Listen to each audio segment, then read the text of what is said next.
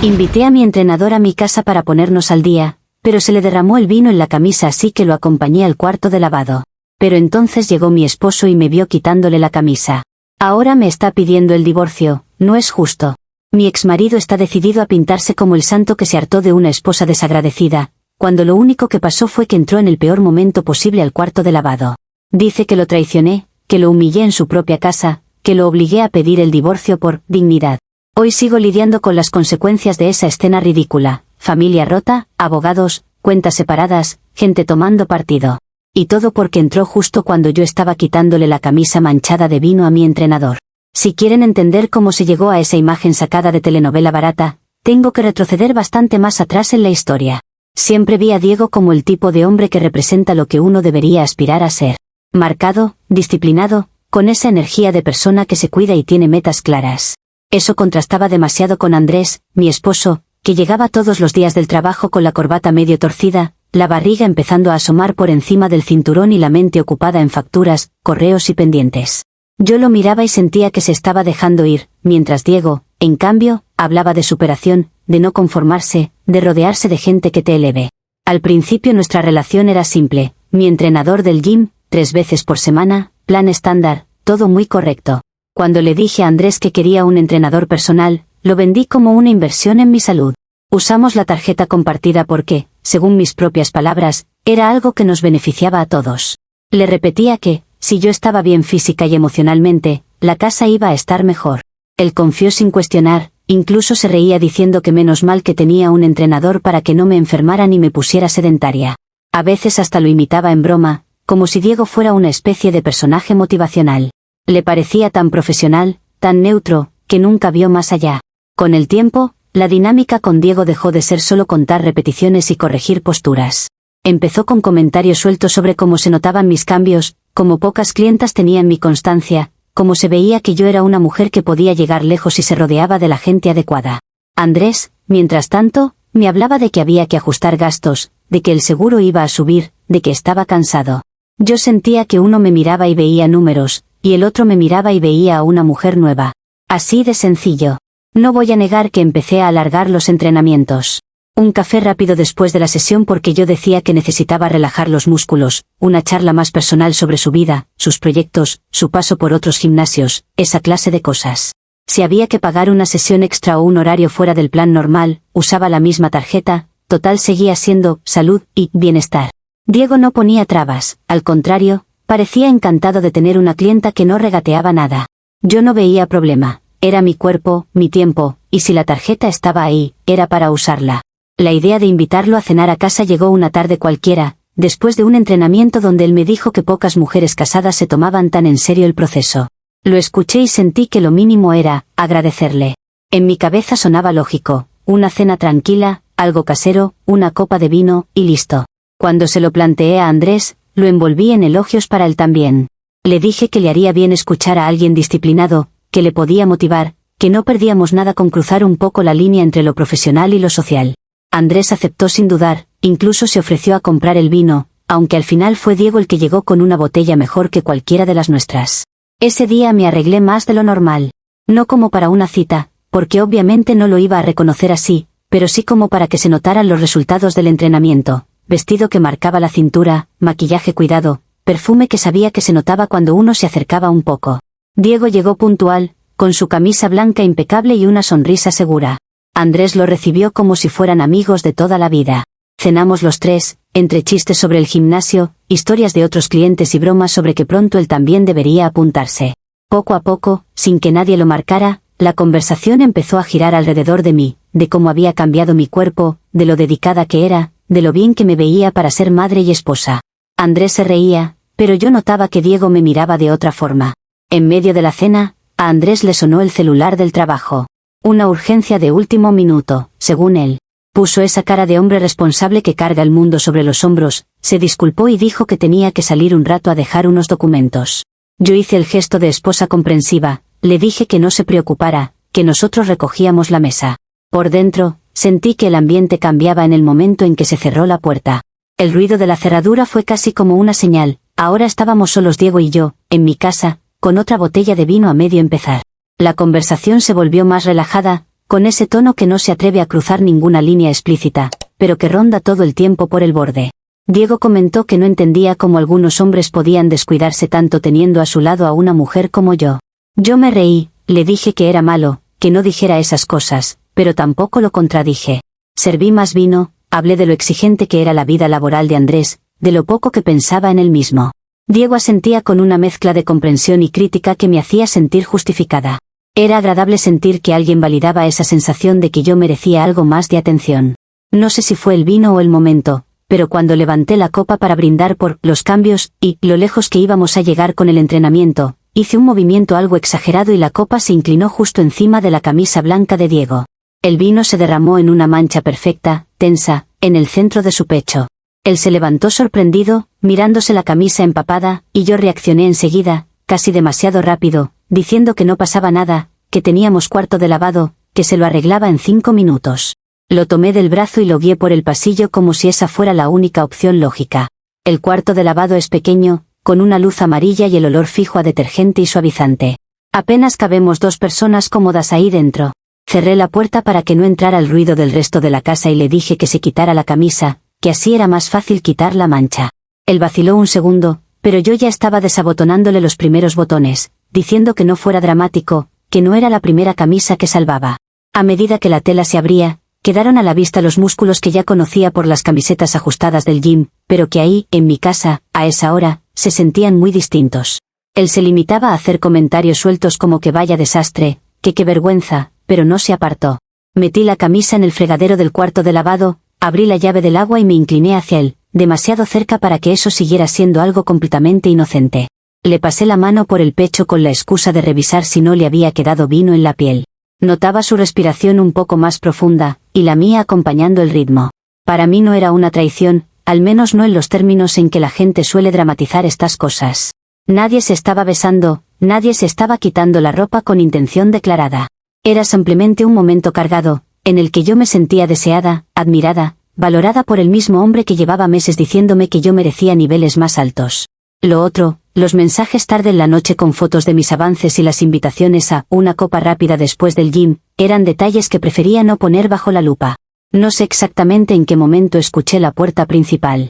Supongo que fue cuando ya tenía la camisa completamente fuera y la estaba girando bajo el agua, mientras Diego se apoyaba de espaldas contra la lavadora, sin camiseta, esperando instrucciones. Oí las llaves, un portazo leve y pasos en el pasillo.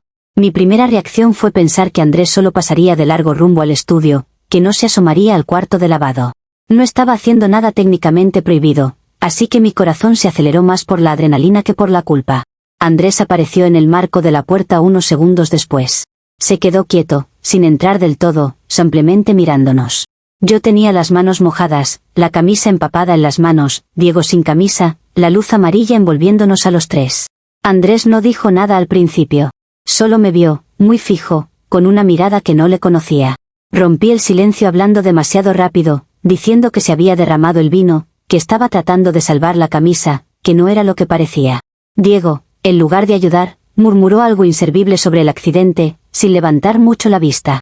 La escena, vista desde afuera, seguro parecía cualquier cosa menos profesional. Cuando por fin habló, Andrés no levantó la voz. Dijo mi nombre despacio, Camila, como si estuviera probando si seguía reconociendo a la persona que tenía delante. Me preguntó si de verdad quería que creyera que todo eso era solo por una mancha. Yo insistí en que sí, que estaba exagerando, que se estaba dejando llevar por la imaginación. Le recordé que él mismo había propuesto esa noche, que Diego era un profesional, que debía confiar en mí. Él solo frunció un poco la boca, respiró hondo y dijo que no quería discutir, que lo que había visto le bastaba, que no iba a rebajarse a revisar más, que quería el divorcio. Así, en seco. Ni un grito, ni una escena de celos dramática. Solo una decisión. Sentí ese golpe como una falta de respeto a todo lo que habíamos vivido. Le dije que estaba loco, que cómo iba a tirar el matrimonio por un malentendido, que ni siquiera me había dado oportunidad de explicar. Él respondió que no necesitaba explicación, que ya tenía una imagen grabada que no se iba a borrar. Tomó sus llaves otra vez y se fue de la casa esa misma noche, dejándonos a Diego y a mí con la tensión cortada en 2.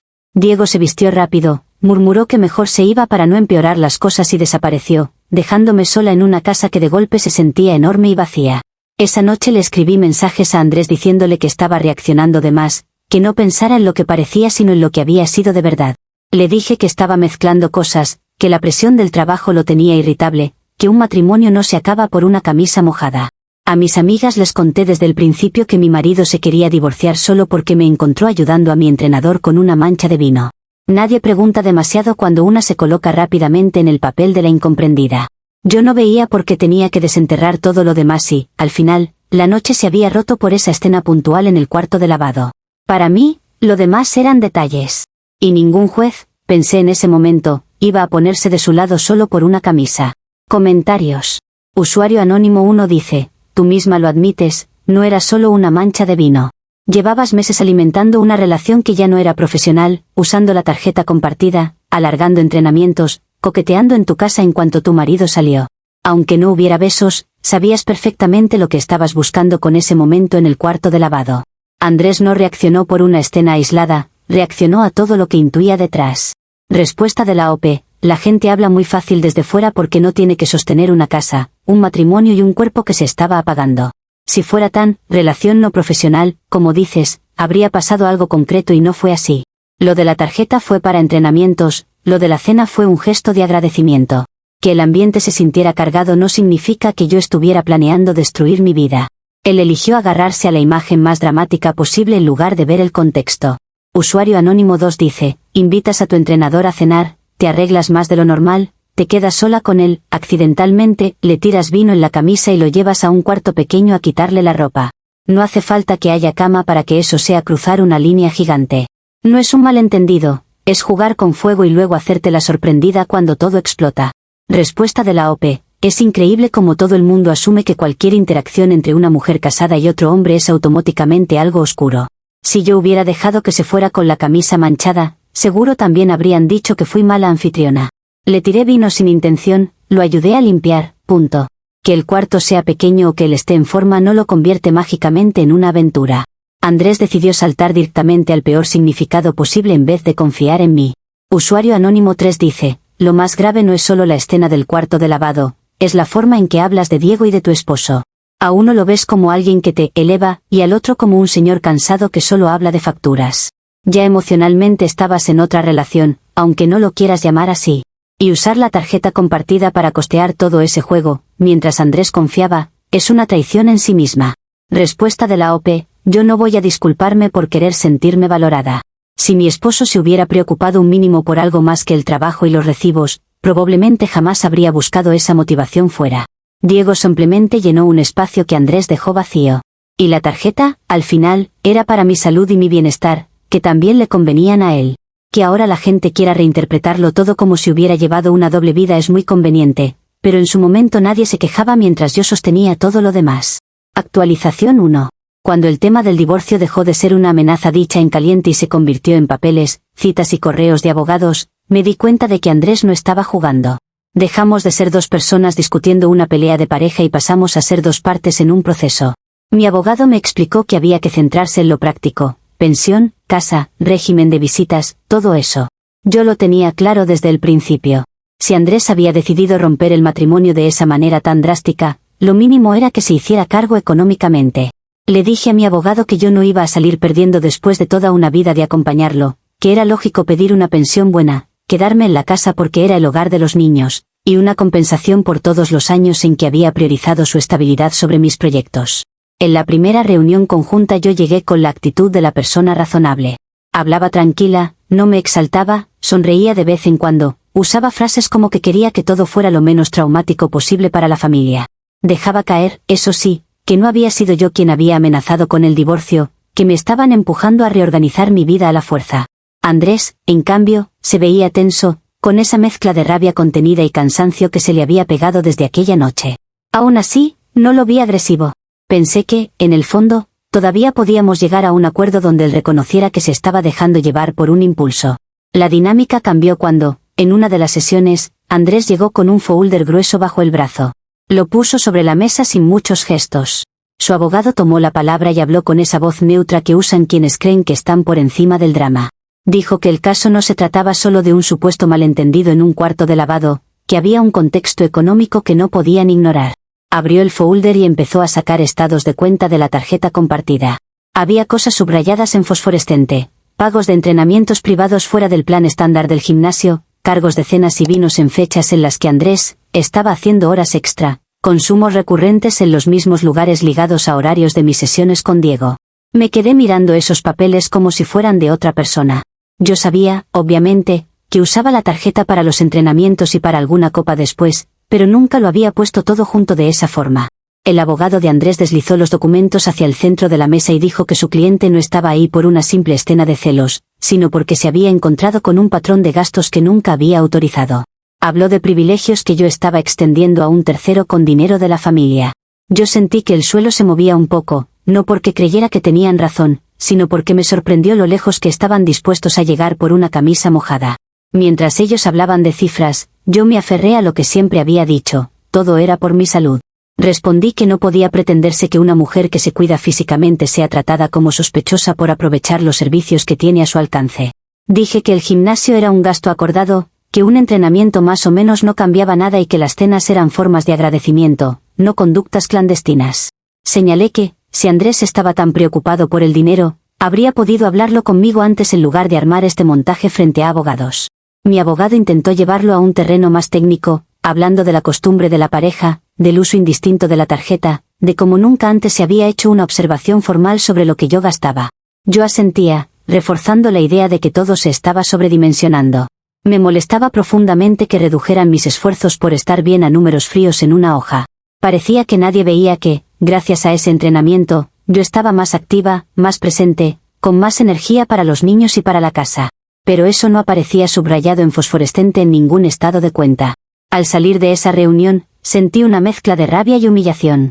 No solo me estaban acusando de haber cruzado límites con mi entrenador, ahora también me pintaban como alguien que había saqueado las finanzas familiares por capricho.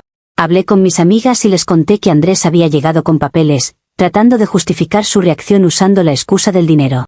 Todas coincidieron en que era típico de un hombre tratar de quedar como víctima económica cuando se siente herido en el ego. Eso me dio cierta calma. Me repetí a mí misma que ningún juez con dos dedos de frente iba a condenar a una mujer por invertir en su bienestar físico solo porque el marido había entrado en un momento incómodo al cuarto equivocado. Comentarios de la actualización 1.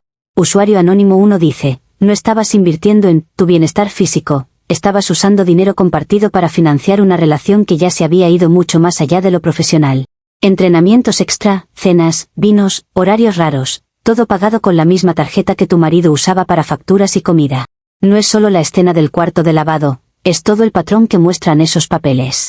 Respuesta de la OP, me parece fácil etiquetar cualquier gasto que no sea aburrido como si fuera algo oscuro. Si Andrés nunca se quejó cuando yo estaba más delgada, más activa y más presentable para eventos, no entiendo por qué de pronto todos esos gastos se vuelven sospechosos. La tarjeta era de los dos, sí, pero nadie me ponía límites mientras los resultados le convenían. Ahora que le duele otra cosa, quiere revisar cada centavo como si hubiera estado financiando una doble vida, cuando lo que estaba pagando era trabajo y dedicación. Usuario anónimo 2 dice, dices que todo fue por tu salud, pero los documentos muestran vinos, cenas, horarios fuera del plan, cosas que van mucho más allá de un servicio deportivo. Y lo más grave es que nunca lo hablaste con Andrés, simplemente asumiste que podías usar la tarjeta para todo lo que te hiciera sentir especial con otro hombre. Que ahora te sorprenda que él no lo vea como bienestar, sino como abuso de confianza es bastante ciego. Respuesta de la OP, no necesito pedir permiso para cada cosa que compro si durante años he demostrado que manejo la casa, los niños y mi propia vida. Es normal que una relación con un entrenador, con el tiempo, incluya un café, una cena de agradecimiento o una copa de vino por un logro. No voy a tratar esos momentos como si fueran robos solo porque ahora alguien decidió verlo bajo una lupa hostil.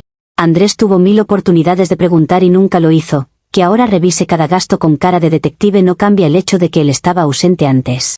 Usuario anónimo 3 dice, lo que te molesta no es que te revisen, es que te hayan puesto frente al espejo toda la historia, junta.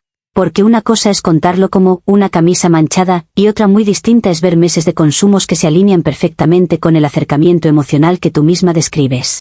Te trataron como adulta responsable de sus decisiones económicas, y en vez de asumirlo, te victimizas. Respuesta de la OP, no necesito que nadie me explique mi vida como si yo fuera una niña. Sé perfectamente en qué gasté y por qué lo hice, y no voy a fingir que fue un crimen invertir en alguien que estaba ayudándome a estar mejor. Lo que cuestiono es que se use eso para justificar una ruptura que empezó con una reacción impulsiva en el cuarto de lavado. Convertir mi esfuerzo en un caso para quedar él como mártir de las finanzas me parece desproporcionado, y no por ver varios papeles juntos eso deja de ser cierto. Actualización 2. Después de esa reunión del folder, pensé que ya habían llegado al límite de lo que podían inventar alrededor de unos gastos del gimnasio.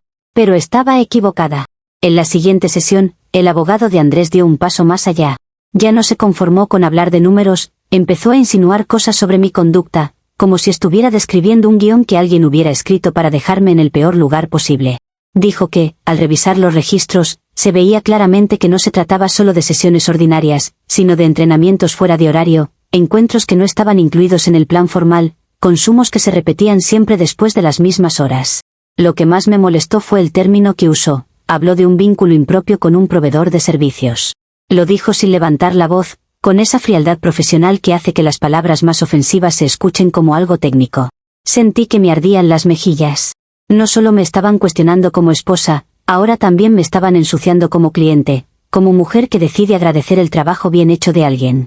Según ellos, las cenas a solas con Diego, los vinos y los cargos nocturnos eran pruebas de que la relación no era estrictamente laboral.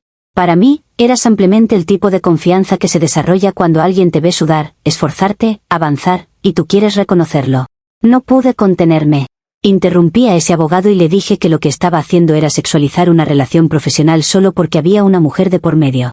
Les dije que era típico de mentalidades cerradas creer que si una mujer tiene buena relación con su entrenador ya debe ser algo sucio. Pregunté si también iban a revisar cuántas veces Diego había salido con otros clientes hombres después del gimnasio, o si solo les escandalizaba cuando la clienta era una mujer casada. Sentí que, más que defenderme a mí, estaba defendiendo el derecho de cualquier mujer a no ser tratada como sospechosa por tener buena química con alguien que la ayuda a mejorar. Mi propio abogado me miró de reojo, como pidiéndome que bajara el tono. Él prefería manejarlo todo por la vía tranquila, con frases como que cualquier interpretación sobre la naturaleza del vínculo era subjetiva. Pero yo veía el informe en la mesa, escuchaba el término vínculo impropio y sentía que, si no decía nada, iban a tragarse esa versión como si fuera la única posible. Así que seguí. Dije que Andrés nunca se había quejado de Diego cuando yo llegaba contenta del gimnasio, cuando el médico decía que estaba mejor en mis chequeos, cuando los demás comentaban lo bien que me veía, que era muy cómodo esperar a que algo hiciera ruido para entonces acusar a todo el proceso de indecente. El ambiente en esa sala se fue cargando. Yo notaba a Andrés cada vez más rígido, agarrando el brazo de la silla, evitando mirarme. El abogado de él insistía en que no se trataba de moralizar, sino de evidenciar que el uso de fondos comunes y de espacios compartidos se había desviado hacia una relación que excedía los límites habituales de una prestación de servicios. Sonaba tan aséptico que daba rabia. A mí me parecía que si él se sentía inseguro, lo honesto habría sido hablarlo cuando todavía estaba en casa, no contratar a alguien para ponerle etiquetas a cada cena donde yo me sentí escuchada. Al salir de esa reunión, mi sensación de injusticia se hizo más sólida. Empecé a ver todo el proceso como una cacería donde se mezclaban celos, control y ganas de quedarme en el peor lugar posible. Comenté con varias personas que Andrés estaba intentando pintar como indecente algo que, en esencia, había sido profesional con un plus de cercanía. Para mí, la línea seguía estando donde siempre, mientras no hubiera habido un cruce explícito, todo lo demás eran interpretaciones. Y yo no iba a dejar que redujeran meses de esfuerzo físico a un titular barato sobre un supuesto vínculo impropio. Comentarios de la actualización 2. Usuario anónimo 1 dice, no es machismo llamar las cosas por su nombre. Cenas a solas, copas, mensajes a deshoras, gastos compartidos, todo con la misma persona, todo mientras tu matrimonio se enfriaba. Eso no es un simple plus de cercanía, es construir una intimidad paralela usando recursos de la pareja. Que el abogado lo llame vínculo impropio no es sexualizar nada, es describir lo que tú misma cuentas. Respuesta de la OP. A mí me parece muy cómodo que desde afuera decidan qué tipo de vínculo era sin haber estado en una sola de esas conversaciones. Yo sé perfectamente qué sentía y hasta dónde llegué, y no necesito que un término jurídico me diga que fue algo más grave de lo que fue. Si cada vez que una mujer comparte una copa con alguien que la apoya se le va a colgar la etiqueta de impropia, al final terminaremos todas encerradas para que nadie se incomode. Usuario anónimo 2 dice, dices que defendías el derecho de las mujeres a tener buena química con un entrenador, pero en realidad estabas defendiendo tu derecho a hacerte la vista gorda. Cuando alguien te dice que ve un patrón raro en tu conducta, tu reacción es gritar que es machismo en lugar de preguntarte si quizás sí cruzaste límites emocionales, aunque no hubiera contacto físico. Es más fácil hacerte la mártir que revisar tus propias decisiones. Respuesta de la OP, revisar mis decisiones no significa aceptar cualquier acusación que se les ocurra formular. Yo sé que hubo confianza, sé que hubo momentos cercanos, pero también sé que nunca se hizo nada que rompiera de forma definitiva lo que la gente cree que es una infidelidad. Que quieran usar términos grandes para agrandar la historia no me obliga a comprárselos. Si reaccioné fue porque estaban usando una relación de trabajo para justificar un divorcio ya decidido, no porque yo no entienda la diferencia entre respeto y falta de respeto. Usuario Anónimo 3 dice, lo más revelador es que todo el tiempo hablas de cómo te hacía sentir Diego, de cómo te veía, de cómo te validaba, mientras de Andrés solo mencionas facturas y cansancio. Emocionalmente ya habías tomado partido mucho antes del cuarto de lavado. Los abogados solo le pusieron palabras. Y en vez de reconocerlo, prefieres decir que te atacan por ser mujer. No es que el sistema sea injusto, es que no te gusta que te nombren lo que hiciste. Respuesta de la OP, es curioso que nadie se pregunte por qué tuve que buscar esa validación fuera en primer lugar. Andrés no se convirtió en un hombre ausente por arte de magia. Yo no pedí que Diego apareciera en mi vida con ese nivel de entrega, solo pasó. Y cuando alguien llega donde tú ya estás sola, es natural que llenes el hueco. Que ahora lo quieran llamar de mil maneras para que encaje en un expediente no cambia la realidad de que yo también estaba reaccionando a un vacío que nadie más estaba dispuesto a ver. Actualización 3.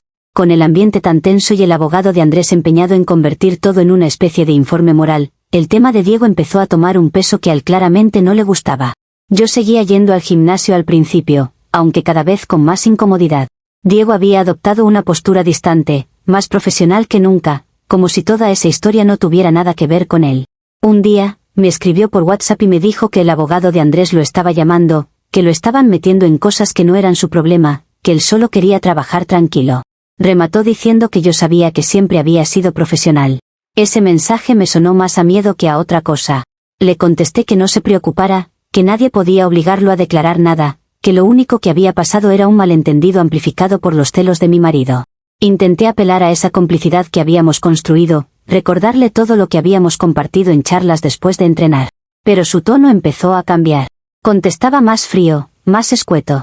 Pasó de bromear sobre lo paranoica que estaba siendo la situación a decir que no quería problemas, que tenía su reputación en el gimnasio, que dependía de eso para vivir.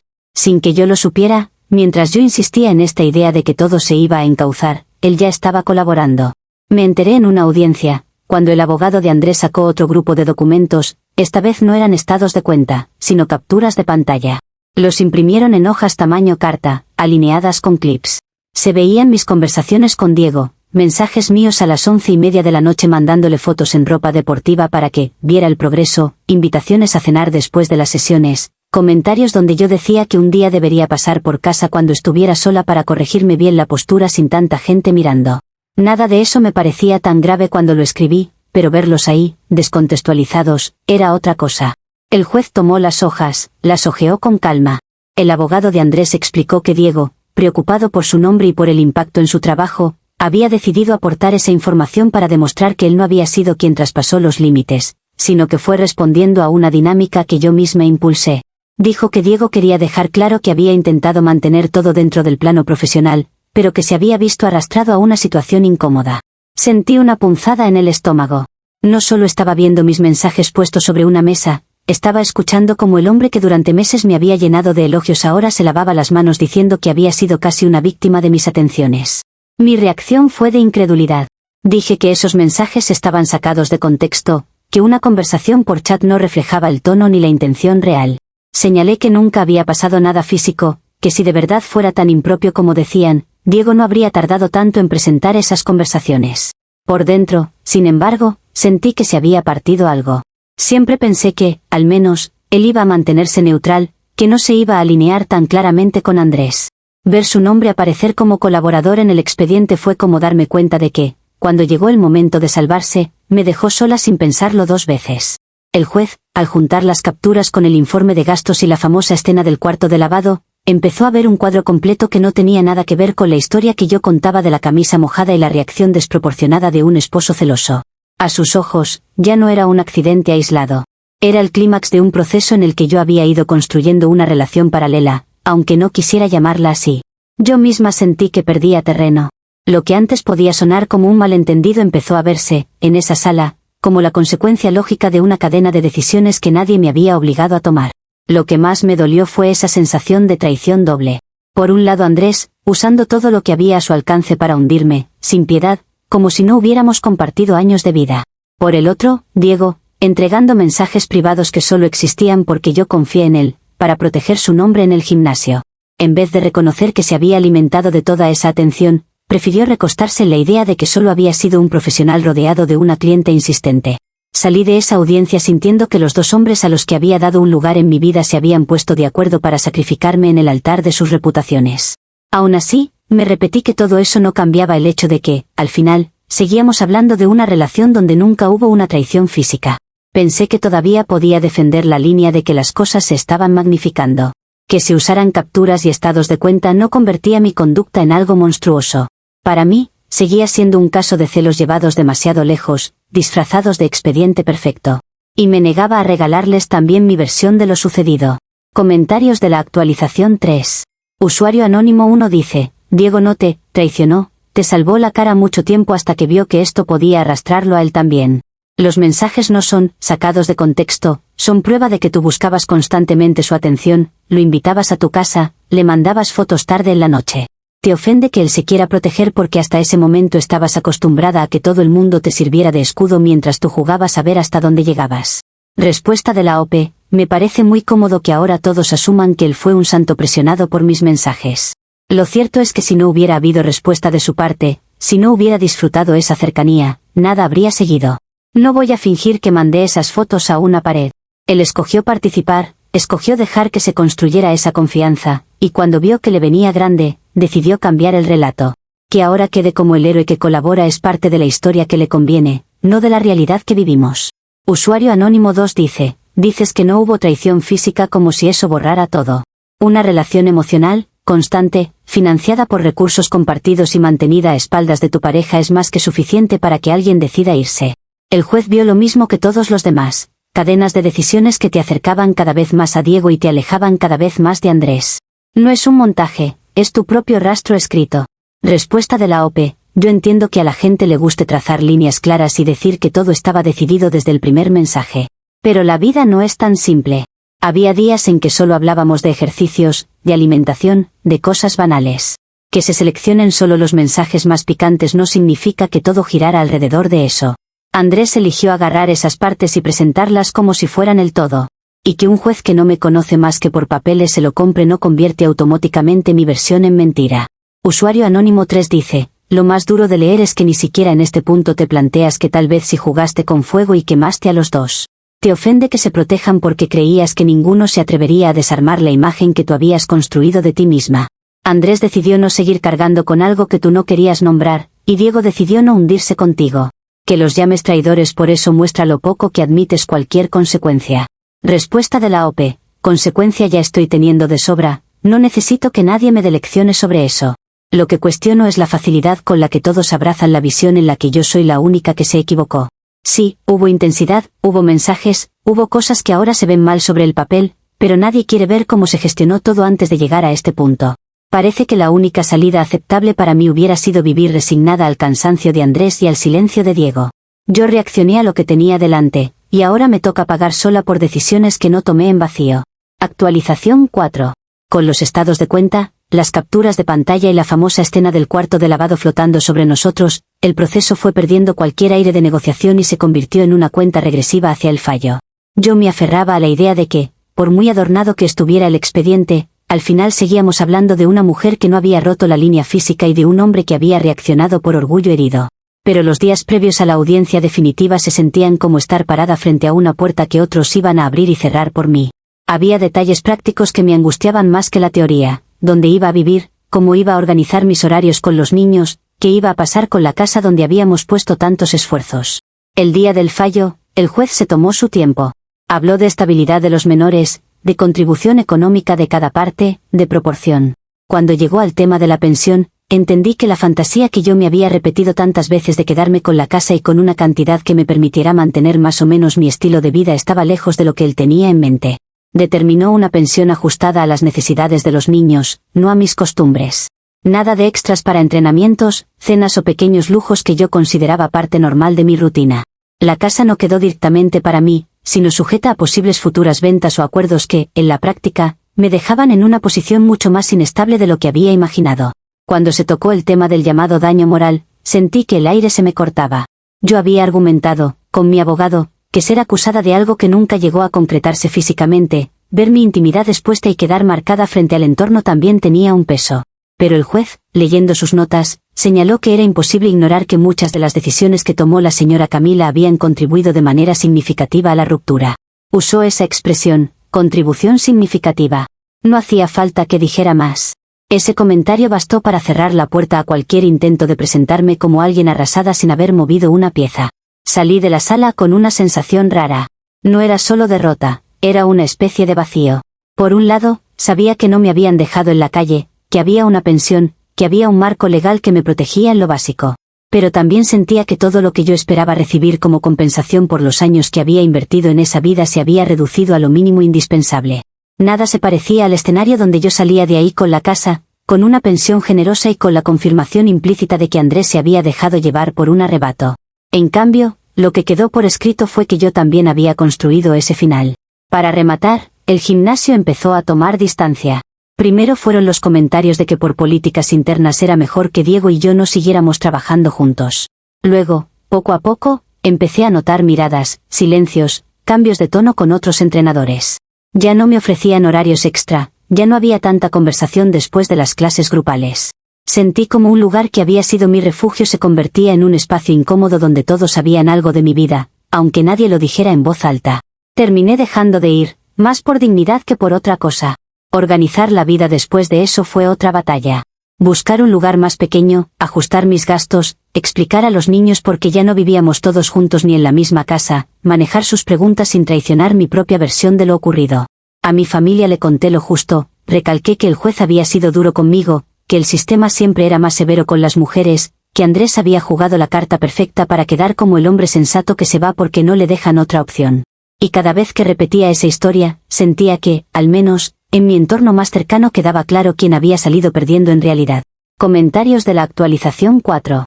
Usuario anónimo 1 dice, no saliste perdiendo, en realidad, obtuviste exactamente lo que corresponde cuando una separación se da por decisiones compartidas. El juez no te castigó por ser mujer, te trató como adulta que usó recursos compartidos y construyó una intimidad paralela. Que no hayas conseguido la casa ni la pensión que soñabas no es injusticia, es consecuencia. Respuesta de la OP. Es muy fácil hablar de consecuencias cuando no eres quien tuvo que renunciar a sus planes, ajustar todo y empezar de cero por una reacción que, en su momento, fue desproporcionada. Si el juez hubiera querido ver matices, los habría visto. En cambio, se quedó con el expediente que Andrés armó con lupa, como si todo lo demás que aporté al matrimonio no tuviera peso. Que me dejen con lo mínimo indispensable no cambia el hecho de que él salió de esto con mucho más aire que yo.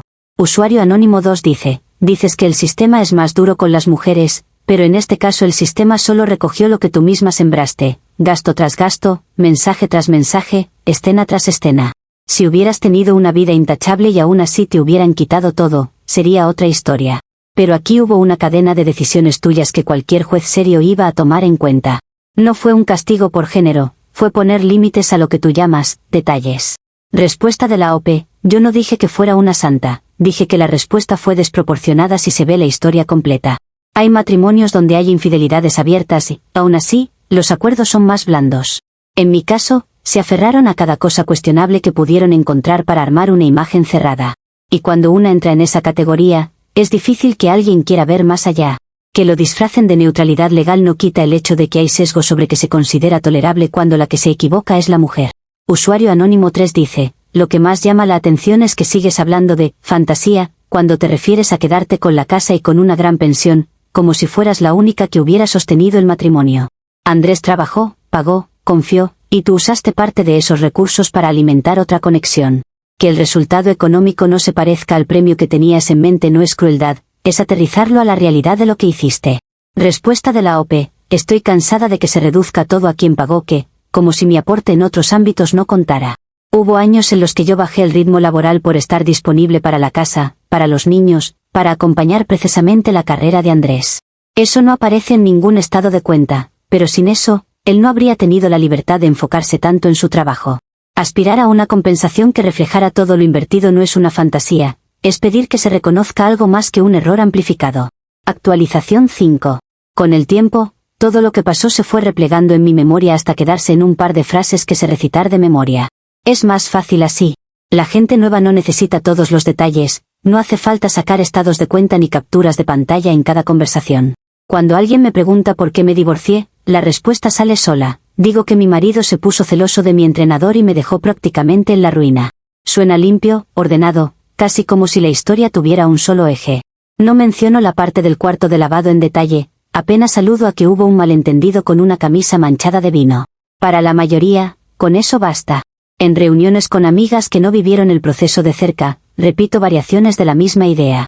Digo que Andrés no supo manejar la inseguridad que le provocó verme cambiar, que de pronto sintió que ya no tenía el control, que abandonó la casa por orgullo en lugar de sentarse a hablar. Cada vez que alguien insinúa que quizá hubo algo más con el entrenador, cierro la conversación diciendo que la gente exagera y que a una mujer se le exige perfección hasta para agradecer un buen trabajo. No voy a entrar en detalles sobre horarios, mensajes o cenas, son cosas que, para mí, no cambian lo esencial. En redes, cuando aparece alguna discusión sobre hombres inseguros, dejo algún comentario en tono medio irónico diciendo que hay quienes prefieren destruir una familia antes que aceptar que su esposa tenga un entrenador que la motive. Alguna vez dije que el sistema siempre termina castigando más a la mujer, que aunque no haga nada concreto, la sospecha pesa más fuerte sobre ella. A la mayoría le suena coherente, nadie va a venir a pedirme expedientes judiciales por una frase en una publicación. Mientras las cosas se mantengan en ese nivel superficial, mi versión es suficiente. No voy a negar que, a veces, me cruzo con Andrés por casualidad o me entero por terceros de que está con alguien más, alguien tranquila, discreta, de esas mujeres que no le dan ningún susto a nadie. Hay una parte de mí que siente que se salió con la suya, logró irse, logró mantener la imagen de hombre serio que tomó una decisión difícil y ahora vive una vida ordenada. Yo, en cambio, tuve que ajustar hábitos, dejar el gimnasio, aprender a conformarme con entrenar sola cuando me animo, ver cómo el cuerpo que construí con tanto esfuerzo ya no se sostiene igual. Y, sin embargo, sigo pensando que él fue quien escogió la salida fácil. Cuando, en alguna cita, me preguntan por mi pasado, no voy a empezar a hablar de estados de cuenta marcados, de jueces, de carpetas llenas de papeles con mi nombre. Me limito a decir que estuve casada con un hombre que no supo confiar y que, ante la mínima sombra de duda, prefirió dejarme sola. Esa frase tiene la ventaja de que, además, despierta cierta empatía. La gente tiende a imaginar escenas de celos absurdos, no documentos forenses sobre una relación con un entrenador. Y yo no siento que esté mintiendo del todo. Estoy seleccionando lo que, para mí, define mejor cómo me dejaron. Han pasado años y, aunque a veces me viene a la cabeza la imagen de Diego sin camisa en el cuarto de lavado o el sonido del folder de Andrés al caer sobre la mesa, enseguida lo empujo hacia atrás. No me sirve quedarme en esos detalles. Lo que sostengo hacia afuera, y hacia mí misma, es la historia de una mujer que quiso cuidarse, sentirse vista y apreciada, y que fue castigada por ello. Cada vez que alguien sugiere que quizá cruce más líneas de las que admito, cambio de tema o digo que quienes hablan así no tienen idea de lo que es sostener una vida entera mientras los demás se dan el lujo de juzgar. Al final, me quedé con una pensión justa pero justa, con una casa que ya no es mía del todo, con un cuerpo que ya no entreno igual y con una versión de los hechos que repito porque, honestamente, es la única que me permite seguir adelante sin quedarme atrapada en la culpa que otros insisten en atribuirme. Yo prefiero seguir viéndome como la mujer que pagó el precio de los celos desmedidos de un marido y de la cobardía de un entrenador. Aceptar que yo misma fui encendiendo la chispa, compra a compra, mensaje a mensaje, sería darle la razón a quienes siempre quisieron reducirme a la etiqueta de la culpable. Y no pienso regalarles también eso. Comentarios de la actualización 5. Usuario anónimo 1 dice, lo más triste es que ya ni siquiera necesitas que otros te mientan, tú sola te recortas la historia hasta que encaje en el papel de víctima que te gusta ocupar. Sabes perfectamente que no fue solo un marido celoso, ni un entrenador cobarde. Sabes que tú alimentaste cada paso y aún así prefieres presentar todo como una injusticia que te cayó del cielo. No es que no tengas información, es que eliges no usarla. Respuesta de la OP, cada quien cuenta lo que vivió desde donde puede soportarlo. Yo también podría hacer una lista de las veces en que Andrés me dejó sola, de las horas que pasé esperando a que mirara algo más que la pantalla del ordenador, de cómo entró al cuarto de lavado sin preguntar nada y decidió que su versión era la única válida. Si selecciono qué parte cuento, es porque no tengo obligación de exponerme entera cada vez que alguien pregunta. Ya hubo suficientes personas escarbando en mi vida como para que encima tenga que ceder también mi forma de nombrarla. Usuario anónimo 2 dice, dices que no quieres quedar atrapada en la culpa, pero en realidad estás atrapada en una excusa permanente. No hay reflexión, solo un guión repetido para no admitir que te gustó demasiado coquetear con el límite. El problema no es que la gente te juzgue, es que ni siquiera estás dispuesta a conceder que sí tuviste un papel central en cómo terminó todo. Mientras sigas negando eso, vas a seguir contando la misma historia una y otra vez sin avanzar. Respuesta de la OP. Avanzar no significa sentarme a repetir que todo fue culpa mía para que los demás se queden tranquilos. Avanzar, para mí, ha sido reconstruir una vida con lo que me quedó, asumir decisiones prácticas, cuidar de mis hijos y no permitir que un episodio, por más ruidoso que haya sido, defina cada aspecto de quién soy. Que no me siente a hacer un acto público de penitencia no quiere decir que no haya aprendido nada. Simplemente no voy a legitimar el relato de quienes siempre quisieron que yo cargara sola con un incendio donde hubo más manos que la mía. Usuario Anónimo 3 dice, incluso ahora, años después, sigues hablando de celos desmedidos y sistema injusto sin reconocer que el sistema, en este caso, te trató como a cualquier adulto responsable de sus actos. No te arrebataron nada sin pruebas, tú misma dejaste un rastro claro. Te aferras a la historia de la mártir porque te protege del golpe de mirarte con honestidad. En el fondo lo sabes, por eso necesitas repetir tanto tu versión simplificada. Respuesta de la OP. Lo único que sé con certeza es que nadie más estuvo en mi piel durante todo ese proceso. Pueden mirar papeles, capturas y balances, pero no tienen idea de lo que supuso sostener el día a día mientras todo se desmoronaba. Si elegir palabras que me permitan seguir levantándome por la mañana se ve como aferrarme a una versión, es un precio que estoy dispuesta a pagar. Al final, a quienes les toca vivir con las consecuencias somos a mí y a mis hijos, no a quienes opinan desde la distancia. Y con eso en mente, tengo claro cuál es la historia que me sirve para seguir adelante.